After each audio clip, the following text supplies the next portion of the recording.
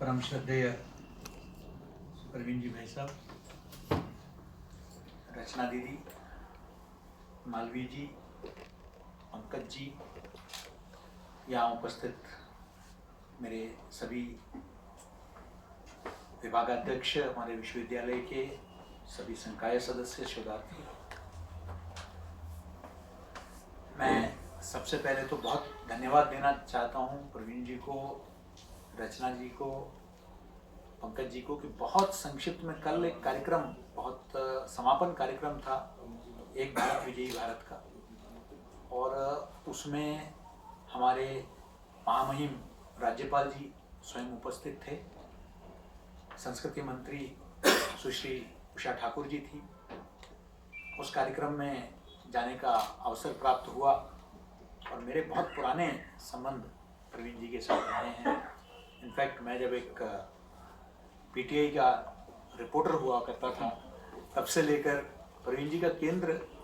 दिल्ली में रहा है काफ़ी समय से, और उस दौरान एक छोटा सा कार्यालय अपने किदवई नगर में विवेकानंद केंद्र का हुआ था,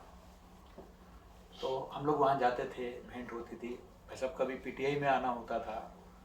भेंट होती थी।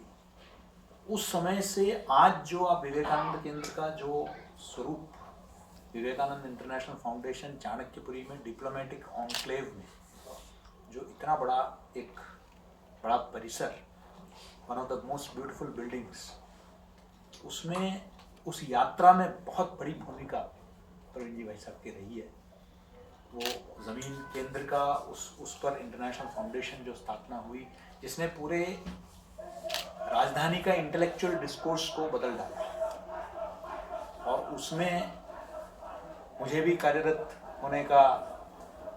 एक अवसर प्राप्त हुआ। मैं वहाँ, हम लोग विशेषकर जो बहुत ही एक महत्वपूर्ण कालखंड था स्थापना के बाद 2008 से 2014 तक, उसमें वहाँ एक विवेक के संपादक के नाते, सीनियर फेलो के नाते और वहाँ के प्रवक्ता के नाते कार्य करने का मुझे अवसर मिला। बाद में भाई साहब आगे दिल्ली की दायित्व छोड़कर आप गुवाहाटी चले गए थे, और फिर उसके बाद मुकुल जी वहाँ आ गए, और इस प्रकार वहाँ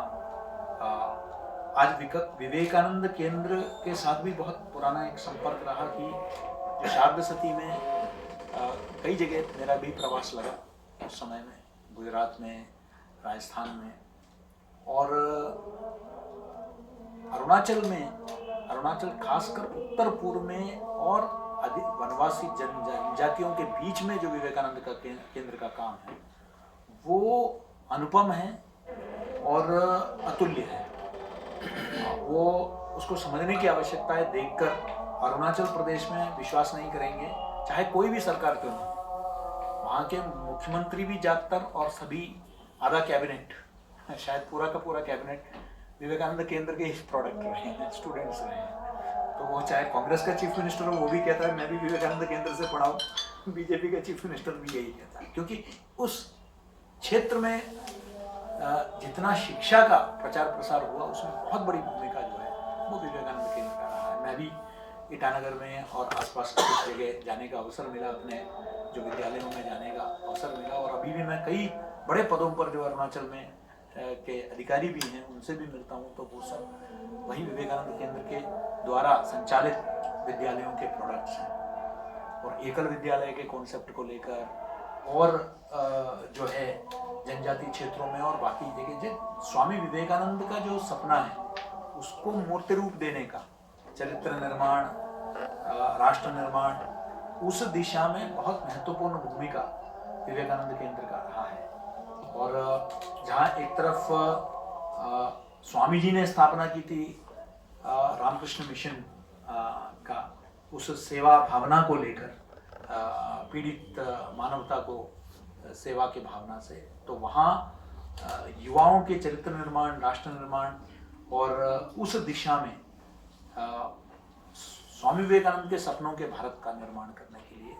ये पूरे देश में जो एक, ये विवेकानंद केंद्र तो एक आंदोलन है, ये और इतने लोगों को प्रभावित किया है कि मुझे याद है उस शाश्वती के दौरान हम लोग कई जगह प्रवास लगता था, तो उस समय कुछ लोग आके कहते थे शाश्वती में आके, तो मेरा अल्मोड़ा में ज़मीन है, मेरे पास आके बोले अल्मोड़ा में मेरी ज़मीन है, क्या ये ज़मीन, हम लोग दिल्ली में रहते हैं, हमें वो किसी काम का नहीं है, क्या हम वो ज़मीन विवेकानंद केंद्र को दे सकते हैं क्या? मतलब इस तरीके का एक केंद्र के जो समर्पण भाव है, केंद्र के जो उस प्रति रहा है, तो मुझे लगा कि यहाँ भी राष्ट्र निर्माण और चरित्र निर्माण में लगे हमारे सभी जितने शिक्षक हैं वो सब यहाँ उपस्थित हैं। तो प्रवीण जी आए, बहुत कम ही उनका भोपाल की तरफ आना होता है, तो जब आए तो उसका थोड़ा सा समय का लाभ, तो हमने रचना जी से भी, पंकज जी से भी कल अनुरोध किया जब निकले सभागार से कि क्या थोड़ा समय मिल सकता है क्या, तो उन्होंने 12 और 1 के बीच का समय दिया कि इतना समय ही एडजस्ट कर पा रहे हैं। तो मैंने कह दिया कोई दिक्कत नहीं, उतने समय में विद्यार्थियों को तो बाद में अगली बार कर लेंगे योजनाबद्ध तरीके से, लेकिन कम से कम सभी शिक्षकों के साथ, विभागाध्यक्षों के साथ एक वार्तालाप हो, एक संवाद हो, इसी उद्देश्य के साथ आज का ये आयोजन किया गया है। और मैं ज़्यादा समय न लेते हुए मैं प्रवीण जी से अनुरोध करूँगा कि आप अपना विचार जो है साझा करें।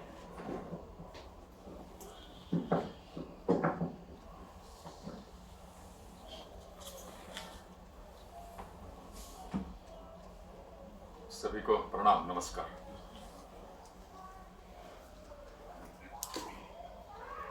आदरणीय केजी सुरेश जी, इस विश्वविद्यालय के कुल सचिव वाजपेयी जी,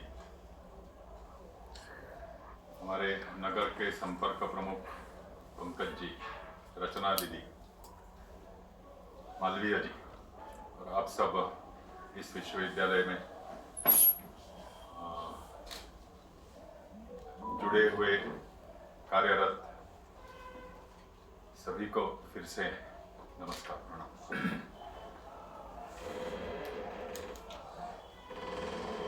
विषय तो इस समय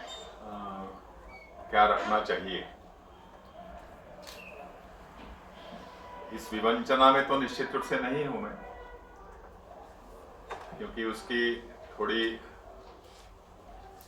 सूचना सुरेश जी ने मुझे दी है कि यह जो कल जो कार्यक्रम हुआ था, जो एक सिंबॉलिक जिसको कहते हैं, एक हमने वर्ष भर का कार्यक्रम हाथ में लिया था, कार्य हाथ में लिया था, विवेकानंद शिला स्मारक जो कन्याकुमारी में बना है, उसके लोकार्पण होकर 50 वर्ष पूर्ण होने के अवसर पर वो वर्ष भर का कार्यक्रम लिया था, जिसे हमने नाम दिया एक भारत विजयी भारत। उसको लेकर ही आपके साथ कुछ विस्तार से बात करूं, ऐसी सूचना मुझे मिली। तो सबसे पहले मैं जानना चाहूँगा कि आप में से विवेकानंद केंद्र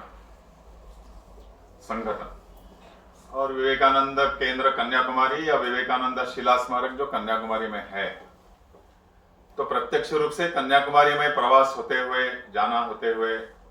हमने शिला स्मारक भेंट की है, विजिट यानी वहाँ पहुँचे हैं, देखा है। हो सकता है कि विवेकानंद केंद्र का मुख्यालय भी कन्याकुमारी होने के नाते जो विवेकानंदपुरम नाम से परिसर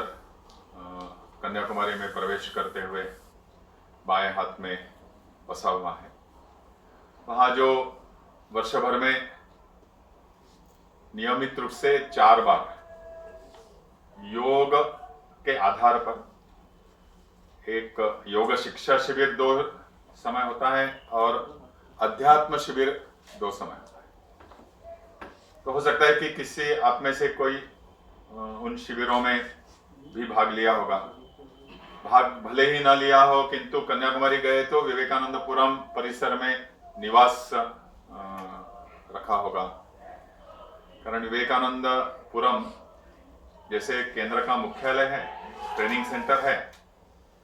वैसे ही कन्याकुमारी में पहुंचने वाले यात्रियों के लिए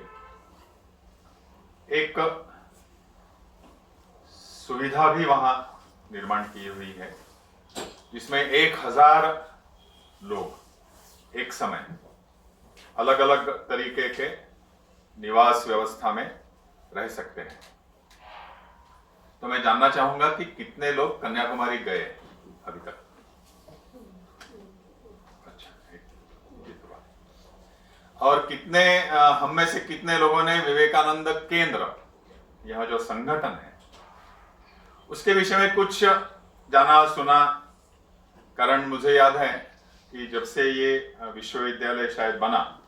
आज से 30 वर्ष पूर्व होगा ऐसा कुछ, तो मेरा जब दायित्व दिल्ली में था 10 साल पूरा, 2001 से लेकर 2010 तक, तो मैं एक बार, मेरा मध्य प्रदेश यह भी क्षेत्र कुछ समय के लिए तो मुझे यहाँ आना होता था, तो उस समय एक शायद भोपाल में हमारी अखिल भारतीय अधिकारी बैठक हुई थी 2007 में, और उस समय इस परिसर में, इस भवन में मैं आया। उस समय कौन कुलपति थे मुझे अभी याद नहीं, 2007 में। अच्छा, तो मैं इस भवन में निश्चित रूप से आया था। तो विवेकानंद केंद्र के विषय में हाँ, हमको ब्रॉडली, जैसे अंग्रेजी में कहा जाता है, ऐसे हमको पता है। ऐसे कितने लोग? बढ़िया। तो कुछ आप सब लोग जो कन्याकुमारी गए हैं और जो केंद्र के विषय में जानते हैं, तो मैं जो कुछ भी आपके साथ शेयर करने वाला हूं, तो हो सकता है कि कुछ पुनरावृत्ति निश्चित रूप से होगी, किंतु उसमें कोई गलत नहीं होगा। यह जो एक भारत विजय भारत कार्यक्रम, जिसका समापन कार्यक्रम पूरे प्रांत का हमने कल यहाँ संपन्न किया, 2019 के 2 सितंबर से लेकर वहाँ वर्ष भर का कार्यक्रम की योजना सारी बनी थी, और फरवरी 2020 तक वह कार्यक्रम हमारा सुचारू ढंग से चला। बात ऐसी थी कि एक भारत विजय भारत इस के अंतर्गत समाज में फिर से संपर्क करें। अरे संपर्क करें क्यों? तो आप सबको मालूम होगा, याद होगा कि जब विवेकानंद शिला स्मारक बना, तो 1963 से लेकर 1970 तक, यानी 1963 में स्वामी विवेकानंद जी की जन्म शताब्दी का वर्ष वहां था। तो वहां से ही यहाँ विवेकानंद शिला स्मारक की बात समाज में चली, और आगे चलकर उसने एक विशाल विस्तृत ऐसा स्वरूप लिया। और प्रारंभ में बहुत सारी बाधाएं निश्चित रूप से आई उस प्रवास में, एंड यानी उसमें से ज्यादातर एक पॉलिटिकल ओरिएंटेड ऐसी बाधाएं, मतलब तमिलनाडु के मुख्यमंत्री, उन्होंने स्वयं ने जो अनुमति जो दी थी उस शिला पर स्मारक बनाने की, वह विड्रॉ कर ली थी। और उस समय जो केंद्रीय मंत्री, जिनके अंतर्गत यह विभाग भी आता था, क्या कहेंगे इसको, कम्युनिकेशन इत्यादि, संस्कृति मंत्री भी थे, आपने नाम सुना होगा, हुमायूं कबीर, जो कलकत्ता शहर के सांसद थे, लोकसभा कॉन्स्टिट्यूएंसी कलकत्ता शहर की जो थी, वहां के सांसद थे। उन्होंने भी कुछ मंत्री होने के नाते कुछ स्टेटमेंट्स उनके भी थे, तो उसको आधार बनाकर मुख्यमंत्री उन्होंने यह विरोध करना शुरू किया था। मुख्यमंत्री उनका नाम था श्री एम भक्तवत्सलम, और भक्तवत्सलम जी कांग्रेस पार्टी के चीफ मिनिस्टर थे। उस समय तो कांग्रेस का ही सब तरफ ये था। तो यह जो बाधाएं उत्पन्न हुई, उसके फलस्वरूप इस पूरे शिला स्मारक के निर्माण कार्य में एक विशिष्ट व्यक्ति का अंतर्भाव फिर हुआ। उनका नाम हम सब जानते हैं, जो विवेकानंद केंद्र के संस्थापक रहे, माननीय एकनाथ जी रानडे, जो राष्ट्रीय स्वयंसेवक संघ के 1938 से प्रचारक थे और 1956 से लेकर 1962 तक 6 साल उसके सरकार्यवाह रहे, जनरल सेक्रेटरी। और गांधी वध जब हुआ 1948 में, उस समय जो संघ पर प्रतिबंध था, बैन था, उस समय एकनाथ जी को भूमिगत सरसंघ चालक ऐसा कहा जाता था, क्योंकि सरसंघ चालक परम पूजनीय गोलकल गुरु जी वो जेल में थे। ऐसे माननीय एकनाथ जी का प्रवेश इन बाधाओं से इस स्मारक बनने की जो प्रक्रिया है उसको सुचारू ढंग से आगे ले जाने के हेतु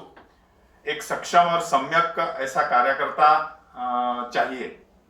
ऐसा अनुरोध करते हुए उस समय जो इस शिला स्मारक समिति की जो केंद्रीय समिति कन्याकुमारी में बनी हुई थी, वो लोग परम पूजनीय गुरु जी के पास पहुंचकर उन्होंने यह मांग की थी कि कोई ऐसा सक्षम कार्यकर्ता हमको दीजिए। और गुरु जी ने संयोग से माननीय एकनाथ जी का जो जनरल सेक्रेटरी का दायित्व जो था वह पूर्ण हुआ था, 6 साल का उनका कालावधि, और उस समय उनके पास कोई दायित्व विशेष था नहीं। इसलिए गुरुजी ने माननीय एकनाथ जी को इस कार्य को लेने के लिए अनुरोध किया, और एकनाथ जी ने फिर उसको अपने तौर पर स्वीकार करते हुए एकनाथ जी उस सारे प्रक्रिया में ऑर्गेनाइजिंग सेक्रेटरी के रूप में उस शिला स्मारक समिति, शिला स्मारक निर्माण समिति, उसमें प्रविष्ट हुए। और फिर उन्होंने सारे ही मार्ग अपनाते हुए, किंतु एक बात ध्यान में रखते हुए कि इस देश में स्वामी विवेकानंद को न मानने वाला, स्वामी विवेकानंद के चरित्र को, स्वामी विवेकानंद के व्यक्तित्व को, स्वामी विवेकानंद के संदेश को विरोध करने वाला ऐसा कोई सज्जन यहां मिलेगा नहीं। सभी लोग स्वामी जी को निश्चित रूप से स्वीकार करते हैं। ये जो यूनिवर्सल एक्सेप्टेंस स्वामी जी के विषय में सभी के मन में, सभी के दिलो दिमाग में जो था, इसको ध्यान में रखते हुए एकनाथ जी ने भी यह बात पक्की मन में स्थिर की कि इस स्मारक को भले ही प्रारंभ में कोई विरोध करेगा, किंतु अंततः जाकर उसका विरोध निरस्त होना चाहिए, वह अपना सहयोगी बनना चाहिए। और यदि मैं बताऊं तो माननीय एकनाथ जी का जब देहांत हुआ 1982 में, तब ये एम भक्तवत्सलम जिन्होंने यह बात कही थी कि मेरे जीते जी यह स्मारक उस शिला पर नहीं बन पाता, नहीं बनेगा, यदि बनाना ही है तो वो सागर किनारे आप यह स्मारक बना सकते हैं। वह भक्तवत्सलम एकनाथ जी के श्रद्धांजलि सभा में उन्होंने चेन्नई में अध्यक्षता की, और उस समय उस यानी जो पहले उनके बीच में उन्होंने परमिशन दी हुई, विड्रॉ की हुई थी, और एकनाथ जी उनको कन्विंस करने का प्रयास कर रहे थे कि नहीं, यह स्मारक उसी शिला पर होना आवश्यक है। और आगे चलकर फिर जो एकनाथ जी ने जिस प्रकार से सारे विषय को संभाला, जिसके तहत उस समय के अपने संसद के 323 सांसदों ने इस निवेदन पर हस्ताक्षर किए थे कि हाँ, वह स्मारक उस शिला पर ही होना चाहिए, और जिसके फलस्वरूप लाल बहादुर शास्त्री जी के कहेंगे विथ हिज गुड ऑफिसेस आगे चलकर पंतप्रधान जवाहरलाल नेहरू जी को यह घोषणा करनी पड़ी कि हाँ, वह विवेकानंद स्मारक उस शिला पर ही होगा, जहां स्वामी विवेकानंद ने 1892 में 25, 26, 27 दिसंबर, आज 24 दिसंबर है, आने वाले 3 दिन 3 रात वहां उनका मेरे जीवन का ध्येय क्या है, यानी स्वामी विवेकानंद नरेंद्रनाथ दत्त पूरे भारत भर की परिक्रमा करने के पश्चात कन्याकुमारी पहुंचे थे। भारत को जानने के दृष्टि से उनके गुरु रामकृष्ण परमहंस ठाकुर, उन्होंने जो उनको एक इंगित दिया था, निर्देश दिया था कि तुमको इस मां का काम करना है, इस विराट के लिए तुम्हारा जन्म हुआ है, स्वयं के मोक्ष प्राप्ति के लिए, ईश्वर प्राप्ति के लिए तुम्हारा जन्म है ही नहीं, it is given to you already, जब समय होगा तब तुमको वह प्राप्त होगा, किंतु तुम्हारा यह जन्म जो है वह इस भारत के उत्थापन के लिए, इस भारत माँ के लिए तुम्हें यह माँ का काम करना है। तो इस भारत माँ को समझने के लिए, जानने के लिए, निकट से उसका दर्शन करने के लिए, अनुभव करने के लिए स्वामी विवेकानंद अलग अलग नाम से नरेंद्रनाथ के रूप में निकले थे, एक परिव्राजक सन्यासी जिनको हम जानते हैं। उसके अंत में पूरे भारत को देखने के पश्चात भारत की जो उस समय की अवस्था जो थी उसको प्रत्यक्ष रूप से अनुभव करते हुए, और उस 3-3.5 वर्षों के दरमियान कई सारे अनुभव उसके चलते हुए जब कन्याकुमारी पहुंचे तब उनकी स्थिति एक असहाय बालक के बढ़कर और कुछ नहीं थी। यानी देवी कन्याकुमारी के समक्ष खड़े होने के बाद अश्रुधाराएं बह रही थी कि मेरे भारत की स्थिति ऐसी क्यों हुई, और उसको लेकर भारत का उत्थापन, भारत का जगत गुरु बनना यह तो है ही, it is given to it, किंतु आज ऐसी स्थिति हुई क्या, और इस स्थिति को बदलने के लिए, इस भारत के पुनरुत्थान के लिए मेरी भूमिका क्या है, what is my mission. Vision is very clear कि हाँ, भारत जगत गुरु होगा ही होगा, है ही, खोई हुई क्षमता हमको वापस प्राप्त करनी ही है, किंतु यह स्थिति क्यों हुई और मेरा उसमें क्या सहभाग होना चाहिए, मेरा मिशन क्या है, मेरी भूमिका क्या होगी। तो ऐसे 3 दिन 3 रात जहां उन्होंने इस राष्ट्र के स्थिति पर चिंतन ध्यान ऐसा किया, इसलिए वहां पर शिला, उस पर स्मारक जो बनने की बात उठी, इसलिए उठी। जानो, स्वामी जी का पुनर्जन्म वहां निश्चित रूप से हुआ। तो ऐसे स्मारक में जो बाधाएं उत्पन्न हुई स्मारक निर्मित के कार्य में, 323 सांसदों के सहमति से फिर वह बाधाएं धीरे धीरे निरस्त हुई, और आगे चलकर कांची कामकोटी शंकराचार्यों के उनके चंद्रशेखरेंद्र सरस्वती परमाचार्य महास्वामी, उनके मार्गदर्शन में आज जो हमको स्मारक दिखता है, हम अनुभव करते हैं, उसका स्वरूप, उसका डिजाइन, उसका तौर तरीका सारा वह कांची कामकोटी शंकराचार्य के उनके मार्गदर्शन के अनुरूप एकनाथ जी ने वह एक ट्रेडिशनल मंदिरों का निर्माण करने वाले आर्किटेक्ट्स, जिनको स्थपति ऐसा कहा जाता है तमिलनाडु में, श्री एस के आचार्य, उनसे वह सारा ये बनवाया था। कहने का तात्पर्य ऐसा है कि माननीय एकनाथ जी ने यह सारा होते हुए आगे चलकर जो प्रमुख आवश्यकता जो थी, यहाँ स्मारक तो बनाना है, सारा कुछ हो गया, डिजाइन पूरा हो गया, तो ये बनाएंगे कैसे? उसके लिए आवश्यक धन संपदा जो है, रिसोर्सेज जो है, वह कहाँ से आएंगे? भारत को केवल 15 से 20 वर्षों का समय हुआ था स्वतंत्र होकर, और उस 15-20 वर्षों में कई सारे झटके भारत को सभी दृष्टि से परकीय आक्रमण भी हुए। चीन का आक्रमण 1962 में जो हुआ था, उसमें जब हम एक गलत तरीके से शर्मनाक पद्धति से हम पराभूत हुए थे, दैवी कृपा थी इसके लिए ही असम के तेजपुर तक आया हुआ चीनी सैन्य यहां अपने आप वापस लौट गया। ऐसे स्थिति में समाज को जोड़कर समाज से कुछ योगदान की अपेक्षा करना और उसके लिए पूरी शक्ति अपनी जो है वह लगा देना, ऐसा विचार माननीय एकनाथ जी ने करते हुए, अन्यथा जब वो इस निमित्त उस समय के कुछ समाज के क्षमतावान लोगों से, परिवारों से मिले थे, जिसमें बिरला जी का परिवार एक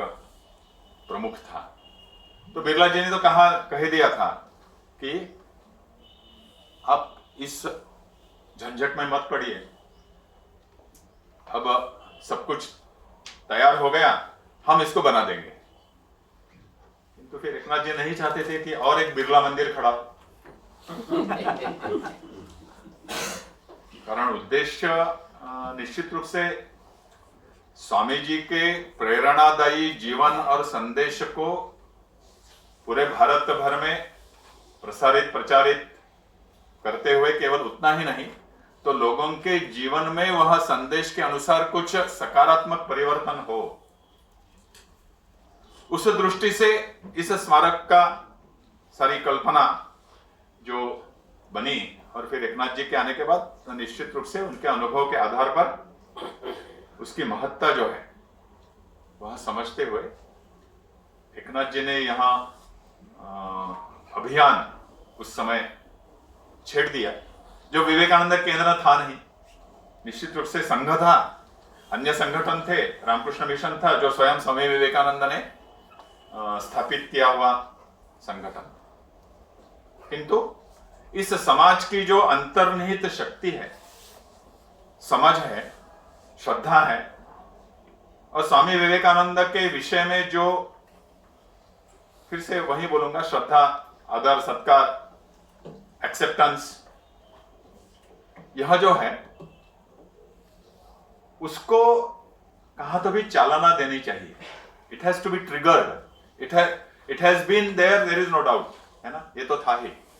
किंतु उसको प्रत्यक्ष रूप से it has to manifest in something very significant, ऐसा। तो इसलिए वह योजना बनी कि हाँ, हम व्यक्ति के पास जाकर इस स्मारक के विषय में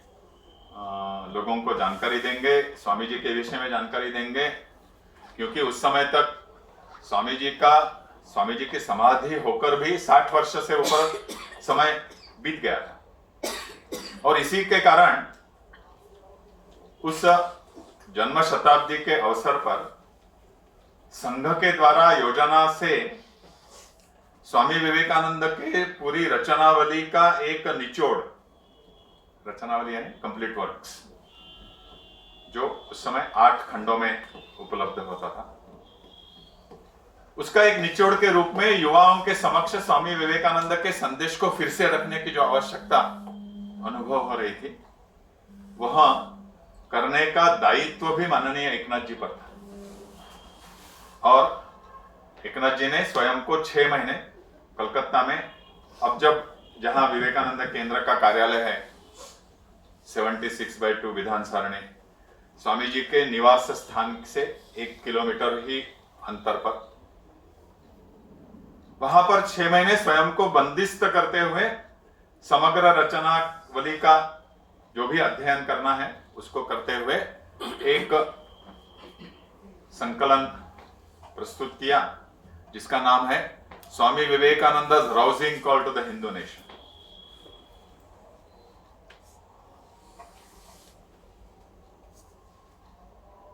एकनाथ जी ने उसमें केवल स्वामी जी के शब्दों को, स्वामी जी के संदेशों को एकत्रित किया, संकलित किया, अपना एक भी शब्द उसमें रखा नहीं, किंतु स्वामी जी के संदेश का निचोड़ वह निश्चित रूप से हमको उसमें देखने के लिए मिलता है। इस अवसर पर मेरा ऐसा अनुरोध रहेगा कि आप सभी उस संकलन को अपने व्यक्तिगत अध्ययन के दृष्टि से निश्चित रूप से रख सकते हैं। It will be worth collection. वह सारी ही भाषाओं में उपलब्ध है। उत्तिष्ठत जागृत इस शीर्षक से हिंदी में और अन्य भारतीय भाषा में इसमें है। खैर, ऐसे जब बात बनी कि प्रत्येक व्यक्ति के पास जाना है तो 1-1 रुपए का योगदान एक व्यक्ति से कम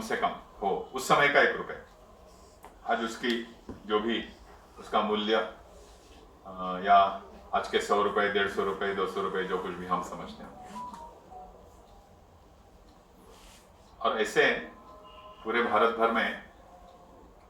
35 लाख व्यक्तियों से प्रत्यक्ष 1-1 रुपए का ऐसा योगदान हुआ विस्तृत रूप में। प्रत्येक राज्य में उस शिला स्मारक समिति, निर्माण समिति की स्टेट लेवल समितियां बनाकर सभी को उसमें जोड़ते हुए, irrespective of their any colour for that matter, political, religious इत्यादि, इसको बाजू में रखते हुए सबको उसमें जोड़ने का, यहां तक कि कम्युनिस्ट पार्टी के ज्योति बसु, उनके पास भी एकनाथ जी पहुंचे और उनसे भी योगदान की अपेक्षा की और उन्होंने प्रामाणिकता से बताया कि मैं तो कम्युनिस्ट पार्टी का सदस्य हूं और मैं इस में भाग नहीं ले सकता। तो एकनाथ जी ने फिर भी छोड़ा नहीं, बोले कि आप नहीं तो आपकी सुविद्या धर्मपत्नी है, वो तो भाग ले सकती है, और उनके तरफ से, उनकी ओर से कूपन कलेक्शन कराते हुए कुछ योगदान। नागालैंड के उस समय के चीफ मिनिस्टर थे होकीशे सेमा। उनके पास जाने के बाद उन्होंने कहा तो हमारा सारा राज्य का सारा जो अर्थतंत्र है वह तो सरकारी, केंद्र सरकार की मदद पर ही चलता है। तो एकनाथ जी ने कहा कि आपसे मैं पैसे की अपेक्षा करने के लिए आया ही नहीं, किंतु नागालैंड में जो हमारे बंधु रहते हैं उनको स्वामी विवेकानंद के विषय में जानकारी देने के लिए मैं आया। और आगे चलकर होकीशे सेमा, जम्मू कश्मीर के उस समय के चीफ मिनिस्टर शेख अब्दुल्ला, ऐसे सभी से योगदान की अपेक्षा करते हुए और वह योगदान प्राप्त करते हुए ऐसे 35 लाख लोगों से 85 लाख रुपए का निधि उस समय इकट्ठा हुआ। कुल मिलाकर 1,35,00,000 रुपए का योगदान, सारे स्टेट गवर्नमेंट से 1-1 लाख रुपए, इसकी बात जो हुई, केंद्र सरकार के द्वारा 15 लाख रुपए की बात हुई थी, योगदान हुआ था। तमिलनाडु सरकार ने वहां शिला पर जाने के लिए जो आज व्यवस्था सारी जो है, वह सारी निर्माण वहां की, वह उनका योगदान रहा। ऐसा होकर यह भारत एक अर्थ से उस सारे अभियान के माध्यम से जो ये 4-5 वर्ष यह अभियान चला, उसमें भारत ने अपने एकत्व का अनुभव कि हाँ, हमारे समक्ष ऐसा यदि कोई उद्देश्य सामने होता है कि जिसके प्रति हमारे मन में कोई दुविधा नहीं है, तो निश्चित रूप से हम अपने सारे क्षमताओं के साथ उसके साथ जुड़ सकते हैं। और यदि हम थोड़ा अवलोकन करें तो 1962 के चीन से हमको जो शर्मनाक हार स्वीकार करनी पड़ी थी, उसके पश्चात जो भी प्रत्यक्ष और अप्रत्यक्ष युद्ध जो भारत पर लादे गए आए, भारत कहाँ भी पराभूत हुआ नहीं। और इसलिए जब यह 50वें वर्ष का अवसर इस शिला स्मारक के पूर्ण होने का जब आया, तब यह जो एकत्र होने की बात है, to get organised, to get collective will to be in behind something which is very significant, उसको हासिल करने के लिए, उसको अचीव करने के लिए जब हम एक साथ आते हैं तब वी बिकम इनविंसिबल। हम विजयी होना हमारा निश्चित है, सफलता यह निश्चित है। और इसीलिए यह एक भारत विजयी भारत, भारत जब एक होगा तब इसको पराभूत करने वाला, हराने वाला ऐसी कोई ताकत इस दुनिया में है नहीं। यह निश्चित रूप से अनुभव हम सबको देने के दृष्टि से फिर से यहाँ योजना निश्चित रूप से बनी थी, किंतु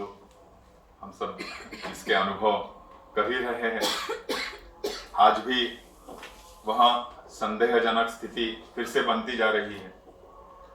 तो कोरोना के चलते हुए यह अभियान, यह जो कार्य वर्षभर का होना था, वह बीच में ही रोकना ही पड़ा, क्योंकि संपर्क ही नहीं करना, एक साथ इतने अंतर पे बैठना भी नहीं, है ना, ऐसी सारे प्रोटोकॉल्स जब लागू हुए तब यहाँ कार्य जो है वह थोड़ा बाधित निश्चित रूप से हुआ। किंतु इसके माध्यम से विवेकानंद केंद्र जो अध्यात्म प्रेरित सेवा संगठन है, एक वैचारिक आंदोलन है, एक स्वामी जी का जीवंत स्मारक है। माननीय एकनाथ जी ऐसे कहते थे कि कन्याकुमारी में बना हुआ ग्रेनाइट और ब्रॉन्ज में जो स्मारक है, ब्रॉन्ज का स्टैचू है, मूर्ति जो है, और पूरा जो घर है स्मारक, वह पूरा ग्रेनाइट से बना हुआ है। इसलिए ग्रेनाइट और ब्रॉन्ज का स्मारक हर किसी को वहां प्रत्यक्ष रूप से वो जाए, कोई चित्र में देखे या सुने, तो वहां निश्चित रूप से एक उत्कृष्ट प्रेरणा का साधन तो निश्चित रूप से है। It will inspire, there is no doubt. किंतु केवल इंस्पिरेशन से काम बनता नहीं। ऐसा कहा जाता है 5% इंस्पिरेशन एंड 95% परस्पिरेशन। जब तक पसीना बहाया नहीं जाता है, श्रम नहीं किए जाते हैं, प्रत्यक्ष रूप से कुछ कार्य हाथ में नहीं लिया जाता है, तब तक जो अपेक्षागत उद्देश्य पूर्ति जो है वह नहीं होती। और वहां प्रेरणा स्थान तो बनेगा, किंतु वहां जो परिश्रम की बात है, कर्मरत होने की बात जो है, उसके लिए कोई एक विशिष्ट तरीका, आजकल के भाषा में बोला जाता है, भाषा में इंग्लिश में स्पेशल पर्पस व्हीकल, कि कोई एक हासिल करने के दृष्टि से एक इंस्ट्रूमेंट बनाया जाता है। तो ये स्पेशल पर्पस व्हीकल के नाते विवेकानंद केंद्र यहाँ बना। 1.5 वर्ष तक माननीय एकनाथ जी ने विवेकानंद केंद्र कैसा हो क्या नहीं, क्योंकि स्वयं का प्रत्यक्ष रूप से संघ में प्रचारक होने के नाते, उसके जनरल सेक्रेटरी होने नाते के उसका अनुभव, परम पूजनीय गोलवलकर गुरु जी जो स्वामी विवेकानंद के गुरु भाई स्वामी अखंडानंद जी, उनके दीक्षित शिष्य थे। सारगाछी आश्रम अपने नाम सुना होगा यदि, बंगाल में। वहां पर परम पूजनीय गुरु जी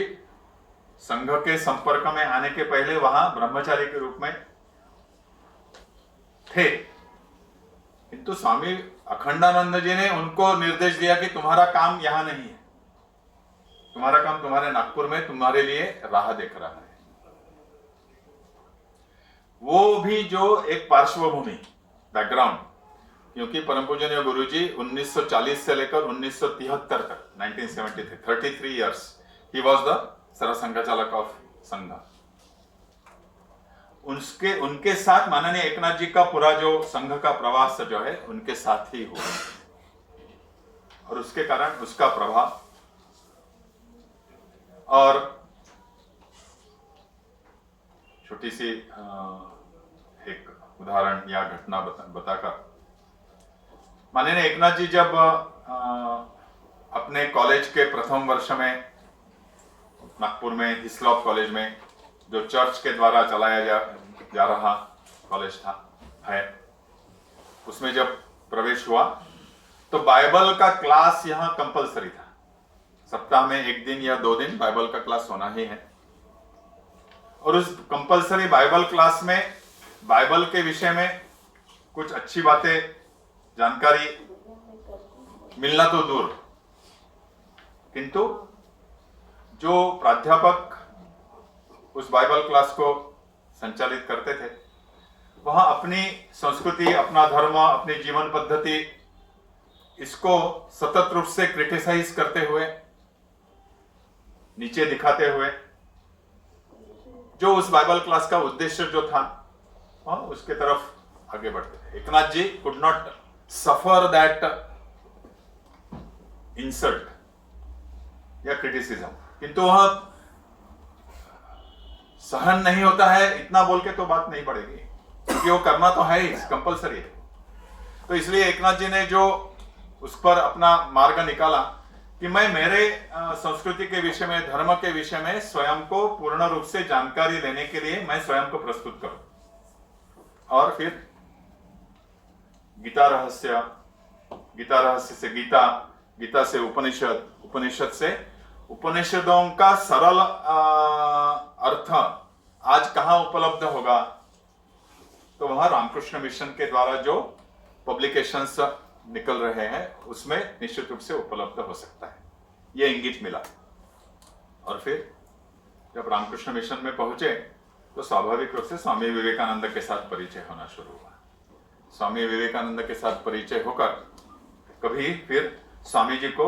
एकनाथ जी ने कभी छोड़ा ही नहीं। तो ऐसे एकनाथ जी, जिनका स्वामी विवेकानंद के साथ इतना गहरा संपर्क, और जैसे मैंने बताया rousing call to the Hindu nation, इस संकलन के माध्यम से उनको जो अवसर मिला स्वामी जी के पूरे जीवन संदेश को समग्रता से अध्ययन करते हुए वह संकलन प्रस्तुत करने का, तो इस शिला स्मारक के लिए उनसे बढ़कर और कोई योग्य, क्षमतावान, सम्यक कार्यकर्ता शायद ही होगा। और उनके रहते हुए यह जीवंत स्मारक, वैचारिक आंदोलन, अध्यात्म प्रेरित सेवा संगठन अब अपने होने के 50 वर्ष पूर्ण करेगा 7 जनवरी को। 1.5 वर्ष तक एकनाथ जी ने यह बात अपने बाल मित्रों से लेकर उस समय फिर जब जो अपने राष्ट्रपति थे डॉक्टर एस राधाकृष्णन, उनके साथ भी सलाह करते हुए, विचार विमर्श करते हुए विवेकानंद केंद्र यह किस प्रकार का स्पेशल पर्पस व्हीकल होगा, यह बात स्थिर की। और आज जो विवेकानंद केंद्र का स्वरूप हम सबको पता है, बाह्य, आंतरिक, और वहाँ जो कार्य भारत भर में जो करने का प्रयास उसका चल रहा है, उसी के कड़ी में यह एक भारत विजय भारत का यह आयोजन विवेकानंद केंद्र ने किया था। मुझे लगता है कि इस अवसर पर इतनी जानकारी आप सबसे शेयर करना पर्याप्त है। नमस्कार।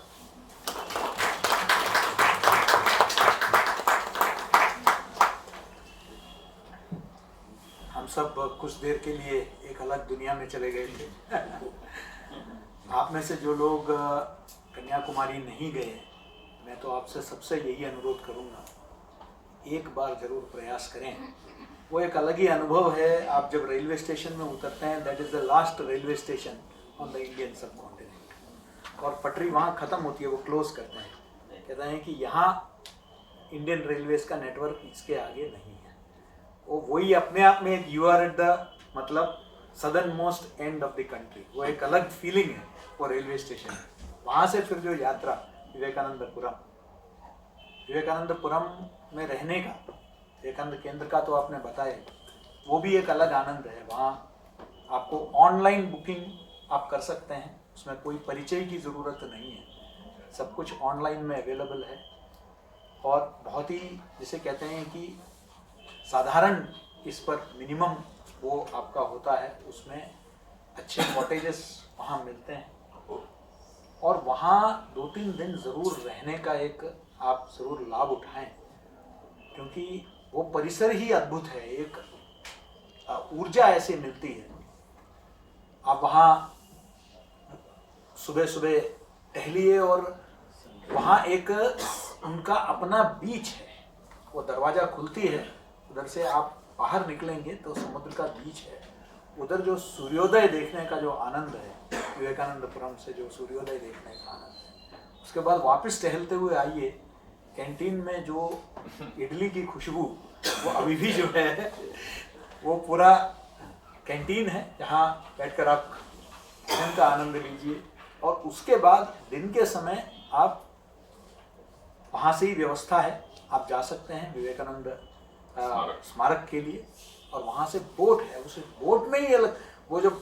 समुंदर के बीच में जो है आप जब जाएंगे तो उस वक़्त जो शिप में वो जो फीलिंग है, उसके बाद आप वहाँ पहुँचते हैं और सच में आप पलट के देखते हैं तो आपको लगता है कि ये इधर से भारत को आप क्यों, ठीक है, एक लिमिटेड आई का एक लिमिटेड ये पॉइंट होता है, लेकिन आपके सामने भारत है। आप थोड़ा सा हट के आप उसको जब वो अवलोकन करते हैं, वो एक अद्भुत एक अनुभव है। और अब कुछ वर्ष पहले वहाँ संत और कवि तमिल वो उन्होंने तिरुवल्लुवर जी का उन्होंने स्थापना की। उस वक़्त कुछ लोगों ने भाई थोड़ा सा रिजर्वेशन भी रहा कि ये कहीं इसके महत्व को कम तो नहीं करेगा, लेकिन अनुभव में ये आया कि जो लोग तिरुवल्लुवर को भी देखने जाते थे वो भी अब विवेकानंद केंद्र में, तो उसका मल्टीप्लायर इफेक्ट हुआ। जो सकारात्मक सोच से जो बनता है उसका हमेशा ऐसा ही होता है कि अब वहाँ दोनों देखने लायक है। उधर से उस इलाके का खूबसूरती बड़ी ही है और बहुत ही एक, और कन्याकुमारी अपने आप में एक बहुत खूबसूरत शहर है। उसका एक वहाँ देवी कन्याकुमारी का मंदिर है, उसका एक अलग कथा है, लेकिन वो एक अलग अनुभव है। और वो ज़रूर आप लोग जब भी अवसर मिले और ये ओमिक्रॉन वगैरह से हमको मुक्ति मिले तो भारत के उस दक्षिण छोर से भारत का वो अवलोकन करने का एक आनंद वो अलग है। और बाकी केंद्र के कार्यों को लेकर यहाँ हमारे बीच में रचना जी भी हैं, मालवीय जी भी हैं, पंकज जी भी हैं, तो उसके बारे में आगे भी अपन जानकारी ले सकते हैं। और स्वामी विवेकानंद के संदेश आज भी उतना ही प्रासंगिक और उतना ही सार्थक है। और ये संयोग की बात है कि जिन 3 दिनों 25, 26, 27 जब स्वामी जी ने कन्याकुमारी में वो अपने जीवन का, उनको जीवन को बदलने वाला वो 3 दिन, उसके पूर्व संध्या पर हम लोग यहाँ एकत्रित होकर उस पर चिंतन मनन कर रहे हैं। ये संयोगवश है ये। और मैं समझता हूँ कि आज माननीय प्रवीण जी ने हमारे बीच आकर हमको एक न्यू ईयर में लोग वेकेशन के लिए जाते हैं, तो हमको एक, मैं कहूँगा कि एक फिजिकल नहीं, एक मेंटल साइकोलॉजिकल वेकेशन में ले गए एक स्पिरिचुअल वेकेशन में ले गए। और इसके लिए मैं आपको बहुत बहुत धन्यवाद देता हूँ कि आपने उसका पूरा इतिहास कि किस तरीके से एक एक रुपए, और याद रखें कि वो जितने भी सांसदों ने साइन किया उसमें सभी दलों के लोग थे और अधिकतर लोग जो है वो तत्कालीन सत्ताधारी दल के कांग्रेस के लोग थे, जितनी सरकारों ने वहाँ योगदान दिया 10-10 लाख का, और केंद्र सरकार ने 15 लाख, वो सभी उस वक्त जो आज विपक्ष में हैं वही सारे दल थे। तो ये किसी दल विशेष का नहीं है, ये पूरे भारतवर्ष का एक संकल्पना थी जिसने मूर्ति रूप वहाँ लिया, और वो हम सबके लिए एक सबक है कि हम सबको भी आगे भी, बाकी लोकतंत्र में मतभेद अपनी जगह है, लेकिन कुछ विषयों पर एक आम सहमति और एकात्मता के भावना से हमको कार्य करने की आवश्यकता है। इस पर ये एक उदाहरण है जो हम सबके सामने है। और बहुत धन्यवाद आपको।